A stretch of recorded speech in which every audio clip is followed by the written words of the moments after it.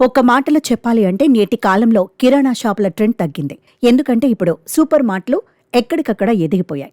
Super mart నుండి shopping చేయడం చాలా సులభం. కారణం ఒక్కటే, అనేక బ్రాండ్లు ఒకే చోట అందుబాటులో ఉంటాయి. ఏదైనా సరే కావాల్సింది ఇక్కడ తీసుకోవచ్చు. ఇదంతా ఒక ఎత్తు అయితే ఇప్పుడు డీమార్ట్ మరొక ఎత్తు. ఇవాల్టి రోజున ఇలా చాలా మంది డీమార్ట్ నుండి షాపింగ్ చేయడానికి ఇష్టపడతారు. ఎందుకంటే డీమార్ట్లోని ప్రొడక్ట్స్ ఇతర సూపర్ మార్ట్ల కంటే చాలా చౌకగా ఉంటాయి. దాదాపు ప్రతి బ్రాండ్ ఉత్పత్తులను భారీ తగ్గింపుతో పొందవచ్చు. అయితే డీమార్ట్లో వస్తువులు ఇంత చౌకగా ఎలా లభిస్తాయి? ఇంత తక్కువ ధరలు ఉన్నప్పటికీ డీమార్ట్ ఎలా లాభాలను ఆర్జిస్తోంది అని మీరెప్పుడైనా ఆలోచించారా? అసలు ఈ డీమార్ట్ మార్కెటింగ్ వ్యూహం ఏమిటో, డీమార్ట్ చరిత్ర ఎలాంటిదో తెలిస్తే మతిపోతుంది. ఇప్పటి ఈ డీమార్ట్ను అప్నా బజార్ పేరుతో 2002లో ముంబైలో రాధాకిషన్ దమాని ప్రారంభించారు. మొదట్లో రాధాకిషన్ దమాని ముంబైలోని అప్నా బజార్ నుండి తన సొంత company avenue super mart limited కింద రిజిస్టర్ చేయబడిన 2 కిరాణా దుకాణాలను ప్రారంభించాడు. ఇవాళ మార్ట్ భారతదేశంలో వందలాది దుకాణాలను కలిగి ఉంది. అసలు ఈ డీమార్ట్ అమెరికన్ మార్ట్, వాల్మార్ట్ తరహా మార్కెటింగ్ వ్యూహం ప్రకారం ప్రారంభించబడింది. కాబట్టి డీమార్ట్ను వాల్మార్ట్ ఆఫ్ ఇండియా అని కూడా పిలుస్తారు. డీమార్ట్ దాని మార్కెటింగ్ వ్యూహంలో B2C, దీని అర్థం బిజినెస్ టు కన్జ్యూమర్ అని. అంటే అది ఏ ఇతర రిటైలర్ జోక్యం లేకుండా నేరుగా కస్టమర్కు తన వస్తువులను అందిస్తుంది. దీనితో పాటు డీమార్ట్ పెద్ద మొత్తంలో వస్తువులను కొనుగోలు చేస్తుంది.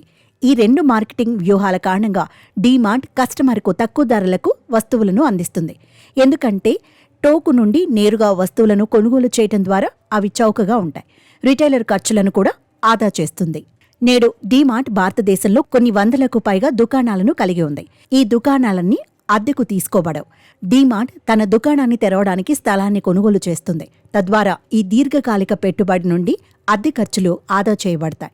ఈ దుకాణాలన్నీ మధ్యతరగతి నివాస ప్రాంతాల సమీపంలో మాత్రమే తెరవబడతాయి. డీమార్ట్ ప్రతి 1-2 నెలలకు తన ఇన్వెంటరీని తిరిగి నిల్వ చేస్తుంది.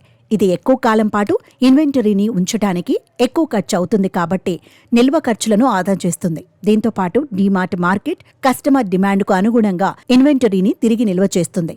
విచిత్రం ఏమంటే, మీరు టీవీ, రేడియో లేదా ఇతర మాధ్యమాలలో డీమార్ట్ యొక్క ప్రకటనలను ఎప్పుడు చూసి ఉండకపోవచ్చు. ఎందుకంటే డీమార్ట్ ప్రకటనలలో చాలా తక్కువ ఖర్చు చేస్తుంది. ప్రకటనల కోసం డీమార్ట్ పరిసర ప్రాంతాల్లో కేవలం హోర్డింగ్లను మాత్రమే ఉపయోగిస్తుంది.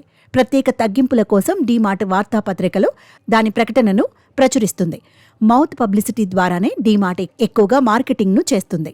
తాజాగా ఇప్పుడు డీమార్ట్ సిద్ధంగా ఉన్న ఆన్లైన్ షాపింగ్ సౌకర్యాన్ని కూడా అందిస్తుంది. దీని ద్వారా ఇప్పుడు ఒక వ్యక్తి తన మొబైల్లో వస్తువులను ఆర్డర్ చేయవచ్చు. హోమ్ డెలివరీ ఎంపికను కలిగి ఉండవచ్చు, లేదా అతని సమీపంలోని డీమార్ట్ షాప్ నుండి అతను ఆర్డర్ చేసిన వస్తువులను తీసుకోవచ్చు. ఇలా మధ్యతరగతి నిత్యావసర వస్తువుల అమ్మకంలో తిరుగులేని ట్రెండ్ సెట్టర్గా ఇవాళ ఇది దేశంలో నిలిచింది. దీన్ని అనుకరిస్తూ కానీ ఇలాంటి వ్యాపార వ్యవస్థ ఇప్పటిదాకా ఏర్పడకపోవడం ఒక ట్రెండ్ సెట్టర్ అనే చెప్పాలి. ఇలా ఈ డీమార్ట్ వ్యాపార రహస్యం ఇన్నాళ్లకు బయటపడింది.